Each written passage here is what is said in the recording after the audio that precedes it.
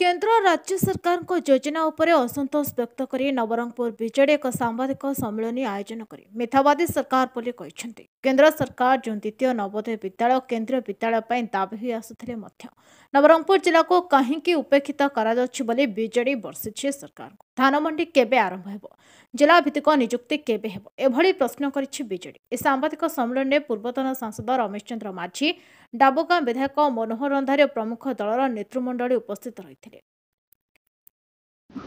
गतकाली केंद्र सरकार cabinet committee on economic affairs जो 85 केंद्रीय विद्यालय घोषणा करछंती, किंतु ओडिशा को 8टा थिबा बेलू नवरंगपुर जिले में विशेषकर उमरकोट अंचल आम बारंबार डिमांड आसूला जे द्वितीय केंद्रीय विद्यालय नवरंगपुर जिले में हो एवं द्वितीय नवोदय विद्यालय नवरंगपुर जिले में हो। 28टी नवोदय विद्यालय घोषणा होते गोटे नवरंगपुर जिले में रही द्वितीय घोषणा बारंबार पार्लियामेंट रे विभिन्न समय आम उपस्थापन करूँ,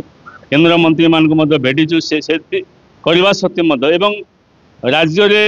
आमर शिक्षा मंत्री आम उमरकोट अंचल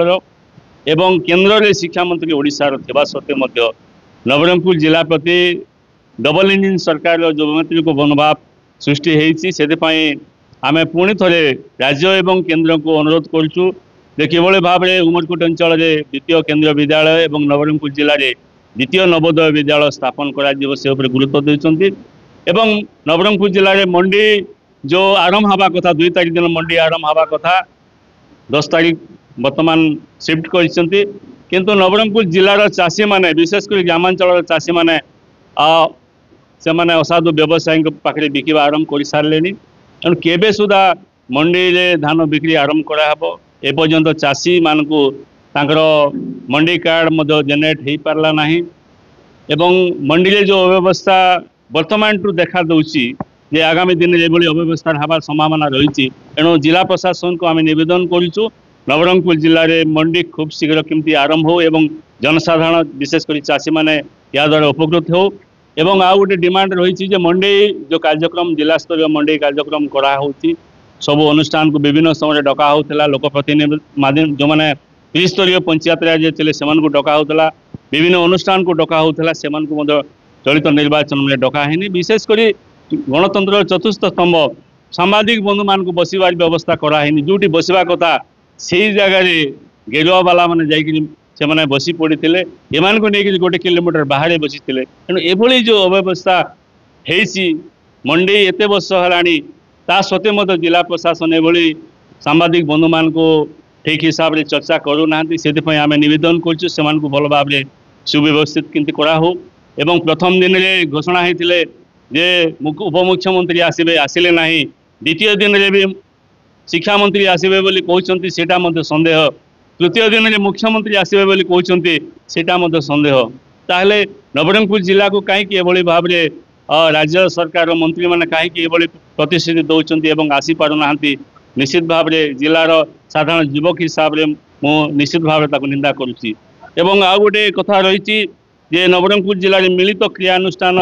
जो कमिटी विभिन्न समय धारणा बसी आम आज भी डिमांड करुँ मुख्यमंत्री आसती ताहले नवरंगपुर जो डिमांड रही नवरंगपुर जिलार युवक माने छात्र मैंने किभली भाव में निज जिले में चाकरी पाइपर अन्य जिलार जो युवक युवती मैंने ये जिला को जो पठाउछंती सेटा केमती बंद हेबो निज जिले में पिला केमती चाकरी पाइबे तार व्यवस्था करने आमर डिमांड रखीचु एवं विशेषकर शिक्षा मंत्री कही जे नवरंगपुर ओडिशा रे मद मुक्त हेब मद मुक्त कहीं मद युक्त हो सारा अधिक दुकान खोला है जहाँ प्रतिश्रुति से रखुंट जड़े केंद्र मंत्री कही छाड़ हो मोदी दवा 300 यूनिट कहीं 100 यूनिट से दवाई सक्षम नुहति। तेणु जहाँ जहाँ विगत दिन में से प्रतिश्रुति रखी जदि उपमुख्यमंत्री तथा जे शक्ति विभाग जो मंत्री आसुच्च आम नवेदन केबे ओडिशावासी 300 यूनिट विद्युत पाइबे से गुरुत्व देवे। धन्यवाद। देखंतु राज्य सरकार वर्तमान मिथ्यार पहाड़ उपरे ठिया सबु क्षेत्र में मिथ्या। देखंतु आमर जेते क्रियानुष्ठान कमिटी आमर नवरंगपुर जिला तरफ अंडवाड़ कोरापुट जिला तरफ डिमांड थिला सी माने सी एवं डी कैटेगरी रे समस्त को जिला भित्तिक नियुक्ति दि जाऊ से डिमांडटा जो अच्छी एवं आम डिमांड अच्छी माननीय मुख्यमंत्री आसंता काली आसिले उत्तर रखु एवं ताकू लागू शीघ्र करूँ एवं सुभद्रा योजना रे जो बड़ी भाव में डिंडिम पिटुंट राज्य सरकार गतकाली तो माननीय उपमुख्यमंत्री आसिले ना तरफ आमर गणशिक्षा मंत्री जो कहले सुभद्रा योजना अनेक माँ भौणी मैंने पाई आपण आश्चर्य हेबे 18,000 ऊर्ध्व महिला माने तांकर एप्लिकेशन फॉर्म को रिटर्न करी नेले तार कारण है एमन जो मिथ्या प्रतिश्रुति देथिले 25,000 50,000 देबू प्रत्येक 2 वर्ष रे देबू बोले जो चिंता करथिले 5,000 टका मात्र देले सेहित विरक्ति प्रकाश करी 5,000 किए उद्योगी हो पार बोली से माने तांकर फॉर्म को फेरस्त नेले से भाई पेंशन 3,000 टका करी बोली जो चिंता करी आमको प्रतिश्रुति देथिले से 3,000 टका केबे देबे ता तो छाड़ंतु 3 मास 4 मास है बुढ़ा बुढ़ी मैंने बर्तमान सुधा पेंशन पाई ना चाउल आपड़ 4 मास पर्यंत पाई ना आज दिन में आईन श्रृंखला परिस्थिति पूरा विपर्यस्त एवं आंब टाकुआ खाइबार परिस्थिति 2000 मसीहा को पलैलु आम अब लोक चाउल न देवा द्वारा आंब टाकुआ खाई 3 जन मृत्युवरण आदिवासी मैंने कले मोर दाबी अच्छी ए सरकार पूरा विपर्यस्त अवस्था अच्छी ए सरकार आईसीयू रे गलानी बोले अत्युक्ति हम ना ए सरकार केतेबेले ऊपर स्वर्ग ऊपर हो आईसीयू रे वर्तमान सरकार अच्छी कौन प्रकार कार्य चालू ना गोटे टंका 2,65,000 कोटी टंकार विधानसभा जितेबाला आगतला बजेट वर्तमान सुधा गोटे टंका वर्तमान सुधा रिलीज हो पार ना टंका खर्च हो पार ना मात्र 2 मास आम हाथ में अच्छी एवं आसला सप्लीमेंटरी बजेट किंतु वर्तमान सुधा है ना गोटे डीपीसी चेयरमैन नियुक्ति कर पारे ना सरकार अपारगत कौन कहीपर आपण मैंने जानते काली गोटे ये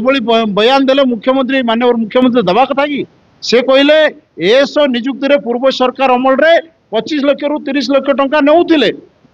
बोले केमिति जानले से कौन से भागीदार थिले कि जदि नथिले केमिति जानिले तेणु आमे दाबी करबू से जदि से भली वक्तव्य देइछथि निश्चित भाव रे या प्रत्याहार करंतु नचेत से ताइरे संपृक्ति अछंती कि सेठी तांकर clarification दियंतु। Nabarangpur Devi Prasad Patnaik report नायवती TV.